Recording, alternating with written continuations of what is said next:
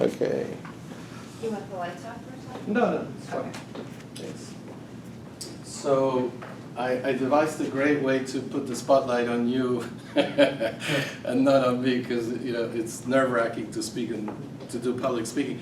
So I'm gonna ask what people's understanding is of mindfulness training. Has anybody heard about mindfulness training? Yes, go ahead. Like a little bit.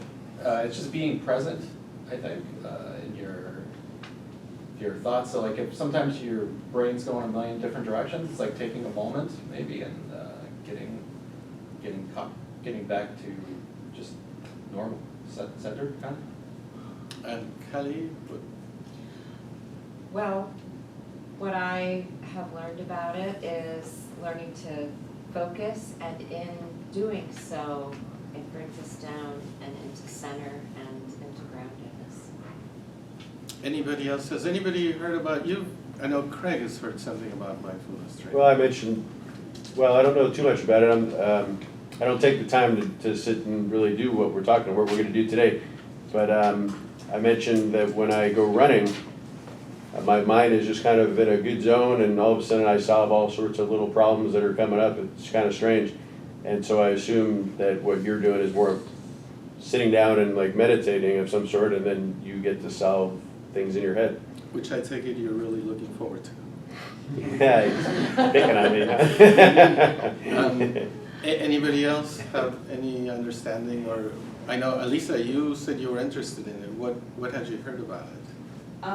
Honestly, I haven't heard much about it, but I have been exploring meditation just as a way to sort of calm the mind and find center and find solutions.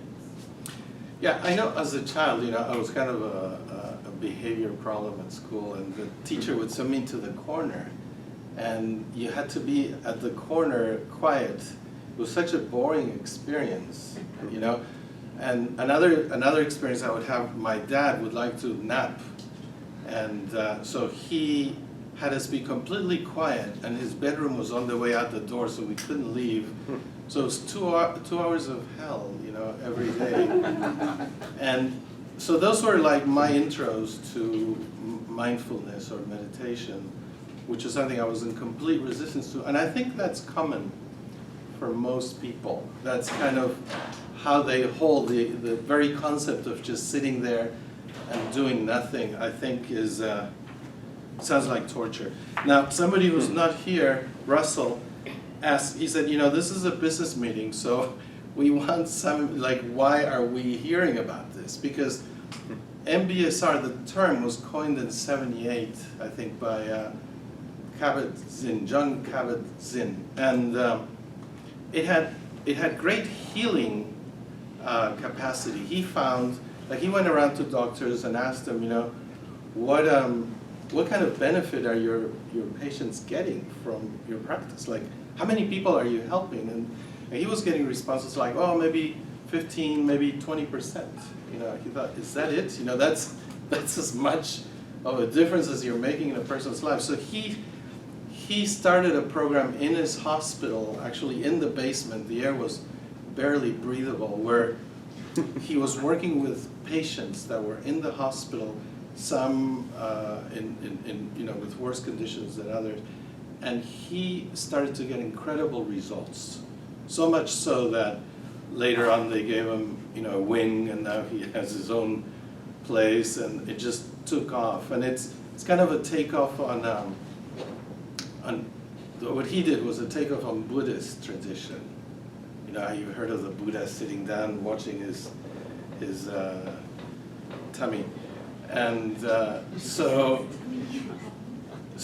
he did very well. But in terms of business, I went to Wikipedia and took down some info, and I'm just going to read very briefly. It says,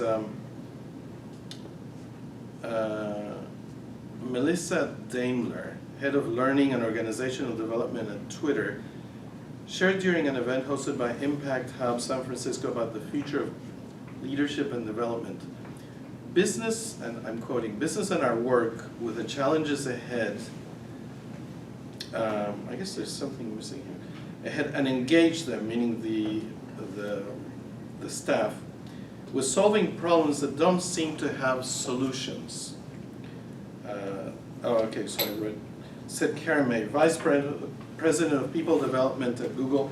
We find that people often take interest in our mindfulness programs because they not only want to be able to develop the skills to focus and pay attention to the task at hand, but they also want to learn how to clear their minds so they can be more innovative and creative thinkers. More innovative and creative, yes? Well, I just as an aside to what you're saying, you know, we all sit down in front of computers, most of us, and there's a million things going on, and you can go on the internet, and you can get distracted, and you can have your cell phone ringing, and you can have this, and you're bombarded with all this stuff. The ability to kind of slow everything down and focus and be mindful about the task that you really need to be working at is a skill I think every business owner or every business person should have. It's essential, I think, just in the society we're in. Thanks. Mindfulness is a powerful tool to develop a stronger capability to handle ambiguity and complexity, which is what he was talking about, multitasking. We live in such a fast-paced world. And then, you know, he wanted to know what companies are actually using it. And companies such as Apple, Procter & Gamble, General Mills, and many others offer mindfulness coaching, meditation breaks, and other resources to their employees. Mindfulness has been found to result in better employee well-being, lower levels of frustration, and an improved overall work environment. Additionally, mindful employees have lower levels of absenteeism, burnout, and other negative results. These include Fortune 500 companies such as Raytheon, Monsanto, General Mills, and Comcast, and others such as BASF, BioResearch, Bose, New Balance, Unilever, and Nortel Networks. Executives who meditate and consider such a practice beneficial to running a corporation have included the chairman of the Ford Motor Company, Bill Ford Jr., a managing partner of McKinsey & Company, Michael Rennie, and Aetna International's former chairman, Michael Steven, a professional development program, Mindfulness at Monsanto. I hate to quote Monsanto. It was started at Monsanto Corporation by its CEO, Robert Shapiro. So there's a lot of business applications to mindfulness training. They're kind of discovering that people are burning out. And, you know, what you were referring to also, that sometimes we just run on our own power. You know, it's like we run on 220 and we're not even plugged in. And we have a total inability to listen to other people. So mindfulness is a way to listen to ourselves. You know, it's a way to develop listening skills. I don't know if you notice how with children, they're always trying to get your attention. You know, either they'll try to get it a good way or a bad way. It's like they just want attention. So attention is like one of the higher forms of love. And when you take your attention and you turn it into yourself, you're actually honoring something in yourself that, you know, is your core, without which, if you don't honor it, then you are just lost in your thoughts. And a lot of the work that's coming out is that your thoughts are not even your own. There's a book called Thoughts Without a Thinker. I think Epstein is the author. I read it like 10 years ago. And it's in psychology. They're using some of these precepts so that people can distance themselves from this misassociation with their thoughts as if they were their own thoughts. And what I thought we would do first, I thought a lot more people were into it and that people would want to practice their own way of doing mindfulness. But I thought, let's do a very brief thing so it's not punishment to Craig. And we each get to experience a little bit of what it feels like. And run to the bathroom in the meantime. And, and then let's share about what that was like for us. So what techniques do people use now when they meditate? Like, I know, Callie, you meditate. What do you do? I have a grounding and a centering technique, and what I teach my clients about mindfulness, to really condense it for them, is think about a strawberry. Everybody has seen a strawberry, right? Have you ever looked at a strawberry and noticed how those seeds are pressed in perfect alignment on the strawberry? Who's noticed that? So focusing your attention on something like that and noticing and being mindful of everything that you eat. I work with that in my clients who have weight issues, so that they're actually aware of what they're putting in their mouth. So it's a way of quieting yourself and meditating and really seeing and turning down all the noise. So does that answer your question about how I do it? Yes. Yeah, Focusing so in that way? something I heard said is that, to tie the leg of an elephant, you need a huge rope, like you would for a boat. But if you want to tie the leg of an ant, you need like a very, very small string, like you would use for sewing, that would be able to go through a needle. So mindfulness training is about becoming more keen, about focusing our minds more, about being able to be more subtle, to notice nuances. It's like, I remember you mentioned that book, 50 Shades of Grey. It's about noticing the shades, not just black and white. So I think we should take a couple of minutes. One very important thing about mindfulness training is not to move. Your mind will simply get distracted very easily. So there are a couple of things we could focus on at first. One of them is going to happen anyway. So there's no way to do away, to not be aware of it, which is your breath. If you stopped breathing during this exercise, I would be very concerned.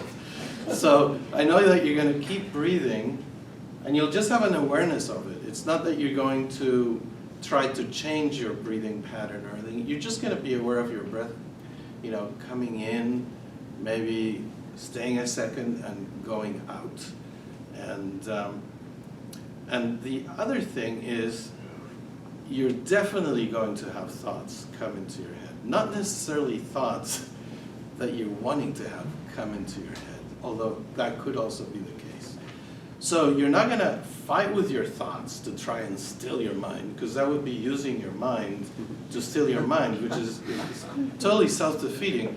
But you're just going to take notice of your thoughts. The reason being is that when you go to that vantage point from which you're observing your thoughts, you're no longer your thoughts. You're a little bit closer to the witness, which is more of who you really are. So if you can get comfortable to a position that you're going to be able to hold, like you probably wouldn't be able to hold, I don't know. But just like when I meditate, what I normally do is I kind of sit, I don't know if people can see it, I sort of sit like this, where my feet are crossed in some way, it keeps my energy in. And I found that putting my hands like this is helpful also. And I'm just quiet, I let my eyes close, and I just let myself fall inside. Just kind of go in and get comfortable and just be there and try and be as still as I can. You might have a thought that you want to scratch your nose or something, but if you know you're going to be done in just a couple of minutes, just allow yourself the luxury of not moving. So go ahead and try it, and I'll be right back. Check out what you guys. I'll turn the lights off too, if I can find the switch. There's no one over there. No, I can't. It's not over here.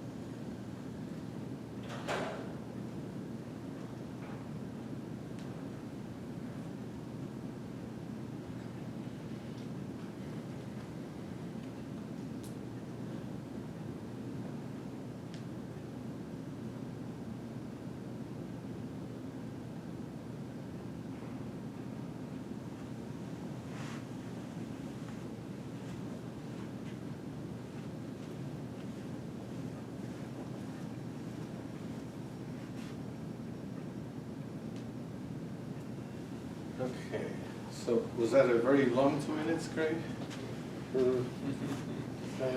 Just the last 10 seconds. What was that like for you? For me, I really started hearing the clock. Is that what clock I hear? The ticking? Yes. Oh, trying to. I really started hearing that, and my mind started. You know, at one point I started counting it, and you know, I was thinking how weird it would be if somebody came walking in to see what's going on in our meeting. So I didn't really think of anything real deep. It was pretty relaxing. It's pretty shallow. It was real shallow. Did you have an awareness of being in a room with other people that were doing it? Not so much. I was listening for sounds. My phone started vibrating, and I heard some other sounds. But I heard when you came walking back in, so I was able to hear everything. But So you didn't feel so much a part of everybody sitting quietly? no, not really. I kind of was on my own. Yeah. Let's see, Alisa, how was that? It was good. I definitely felt being part of the group, and at one point I had the urge to just start laughing because, you know, it's kind of silly, but also great at the same time. So you connected with that inner joy, and you didn't feel free to give it full expression in this environment. No, I thought it would defeat the purpose. Uh-huh. It would have made everybody laugh. And what is the purpose that would have been defeated? To be quiet and still. Mm-hmm. And what was your interest in experiencing it before? Because you expressed an interest. I think just as a way to quiet the mind because, you know, I, tend to think and overthink things, and it is very distracting. Do you think that took place? Yeah, definitely. So was it something that you did yourself? You occasioned that quieting? You mean just now in this Yes. moment? I think, yes. How did you do that? Well, like you said, just, focusing on things that are natural, like the breath, and when I started hearing the clock and the movement, I just went back to the breath and focused on breathing in and out, and so I could not think about the thoughts. And anybody else have something they want to share? Yes. I could share a little technique I learned a long time ago, which kind of touches on focusing in closer and closer on a piece of detail, but in this case it would be your body. And so as you're trying to sit and relax, you just kind of focus first at your head and face and relaxing that completely, and then relaxing your shoulders completely, and then just relaxing like your midsection completely, and just kind of focusing on each area and trying to relax it, as much as possible. And by the time you're through, you don't realize, and you're just kind of quite relaxed. Robert, what was it like for you? It felt like a long time. I was like, wow, when is this over? So, I mean, and I realized that, that's just the mind trying to quiet it. The strawberry thing I thought was great. I kept trying to get more detail on the strawberry. Got you hungry. It was, and I love strawberries.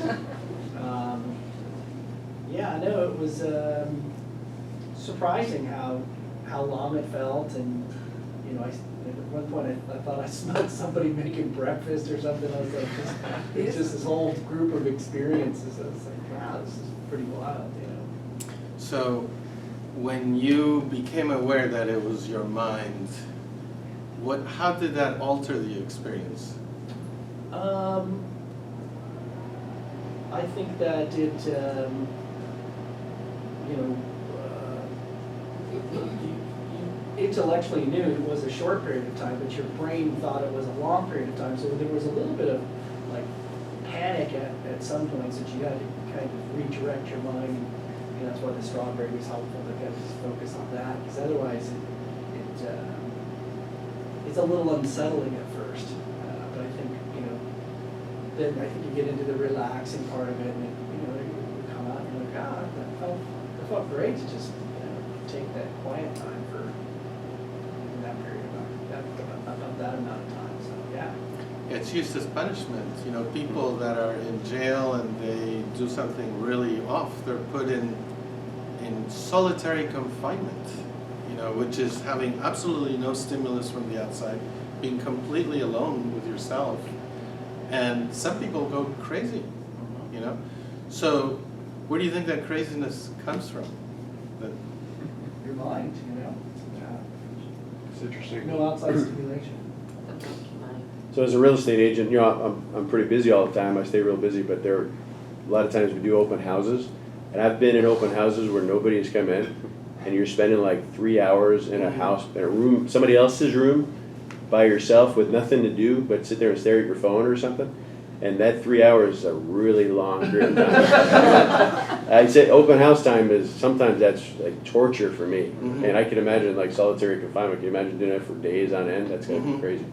or months, years for some Right. people. Yeah. Rich, what was it like?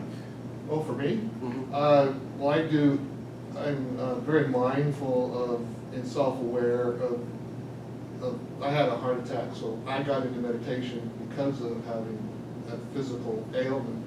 And it sounds strange, but it was able to take my blood pressure down from about 135 over 75 to 117 over 60. And that's just by meditating half hour a day. Rather than taking blood pressure medicine, I'm not really big into taking that. So for my personal, I really enjoy it, and it's quiet time, and it solves problems. And there's been some times where things come into your mind and you're not really sure what that's all about. You have to talk it out with somebody, because you can start getting really into yourself, and you start seeing things that, I saw a door, okay, so I'll just give you a real quick, I saw a door when I was doing this, and I was working with a performance person, and she said, "You ever think about opening the door?" And I said, "No." And I did. I can't tell you what came out of that, but it was a whole lot of calming and a whole lot of peace. So it was just an interesting thing that something in my life was represented by that door. Don't know what it was, but that was my experience. So. When am I supposed to stop at? I think you got about 5 more minutes. 5 minutes? Yeah, that's true. So, Is that right? No, it's 20, we only went 25, so we Right got now? 20 more minutes. 20 more minutes, okay. Well, because- we gotta do the referral portion, so he's, Oh. we're gonna have to just, Whatever you start on want. that quarter of. Okay?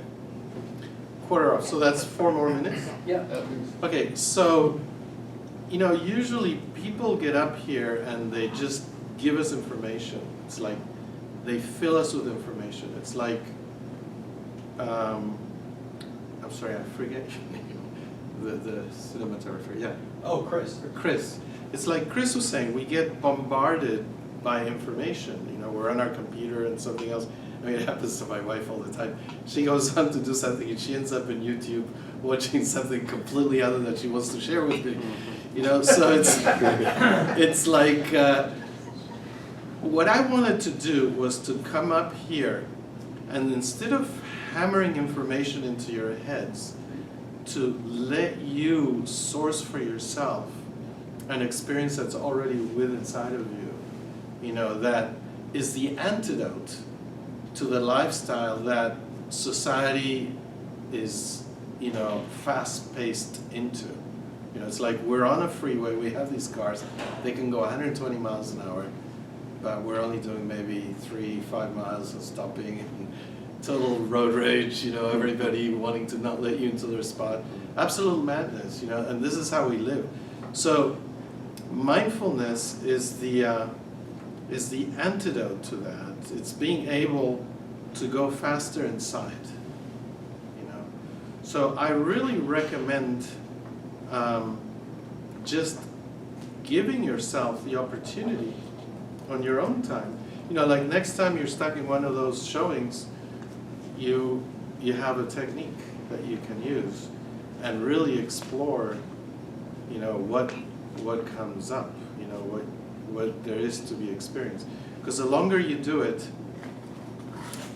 the more you discover, you know. Did you want to say anything in closing, Kelly? Are any questions for anybody? Or, Yeah. you know, any of the guests that you? Yes. I mean, it's probably a strange networking group to attend when you come in and it's dark, dark and everybody's sitting quietly.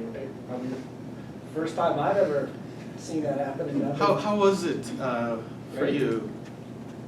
My son turns 1 tomorrow, so it was a lot of, the more you try to help yourself stop thinking, you think more and more about it. So it was just a lot about what was happening this time last year, and I was in the hospital, and so it was a lot of reflection Mhm. on that. The more I was trying to get myself to stop thinking, the more I was thinking. For me, it was kind of, once I closed my eyes, I felt like I was the only person in this room. And that was pretty amazing to me, because knowing that it was full, and you're just like, wow, you're like in a box. And for me, it was kind of neat. Every time that door opened and closed, my mindset would change. Every time somebody would shut a door, I'd be like, man, how am I going to remember everybody's name in here? Right? And then the door would shut, and then it's like, okay, that was, my kids are good or whatever, that's good. And so, and the door did close a few times, and the phone did vibrate a few times, and I'd pick that up, and they were just mind-shifting times. Because it's like, okay, on to a new thing. But it was very subtle and not as frantic as when you're awake, when you're like in the moment. Because right now, adding so many things to your plate, you find you're doing the 5 things and you go, oh, I never completed number 1. I'm working on 5, but now I gotta go back and finish number 1. And so it was pretty calming, pretty nice to just kind of take that second. And everybody mentioned it seemed very long. The only thing I could imagine is you walking around with the camera going, wow, look at all this. Yeah. Because it just seemed so long, but it was very refreshing. Right. Would you like to? Yeah, I had kind of a similar experience as they were saying, as far as it feeling like a really long time. And I did feel like I was the only one in the room too, which is an odd feeling when you know that everyone's there. But I did have a similar experience to Carly, where I was trying to center my thoughts and I keep going back to, all the things I have to do, and the kids have karate today, and who's gonna pick them up from school, and the list of things I have to do when I get back to the office. So it was difficult for me to focus down to, and I did catch myself trying to think about not thinking, which is an impossible cycle. So it's definitely something I feel like I need to do more often and get better at, for sure. So we're a minute over time. Is there any other? No? Thanks. Thank you. So